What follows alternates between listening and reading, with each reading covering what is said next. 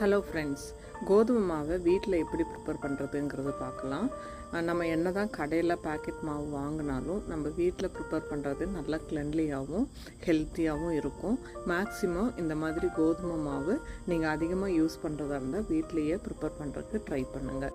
கோதுமையை நல்லா கழுவி காய வச்சோம்னாலே முக்கால்வாசி க்ளீன் ஆயிரும். மீதி இருக்கிறத காஞ்சதுக்கப்புறம் க்ளீன் பண்ணி எடுத்துக்கலாம். இது கூட நம்ம சின்ன சோயா இருக்கு இல்லைங்களா, இது வந்து ஒரு 1/2 kg சேர்த்துக்கலாம். இது கூடவே ஒரு 1/2 kg சன்னா மசாலா சுண்டலையும் சேர்த்து எடுத்துக்கலாம். சப்பாத்தி நல்லா சாஃப்டாக இருக்கும். மாவு அரைச்சிட்டு வந்ததுக்கப்புறம் 1 kg மைதாவையும் இது கூட ஆட் பண்ணி நல்லா கலந்து விட்டுக்கலாம். நல்லா மிக்ஸ் பண்ணிவிட்டு கண்டெய்னரில் ஸ்டோர் பண்ணி வச்சுக்கலாம். நீங்கள் எந்த மெத்தடில் ஸ்டோர் பண்ணுறீங்களோ அப்படி பண்ணிக்கோங்க. இது பட்ஜெட் ஃப்ரெண்ட்லியாகவும் இருக்கும், ஹெல்த்தியாக ஹைஜீனிக்காகவும் இருக்கும். ஒரு தடவை இந்த மாதிரி ப்ரிப்பேர் பண்ணி பார்த்துட்டு எப்படி இருக்குன்னு கமெண்ட்ஸில் சொல்லுங்கள்.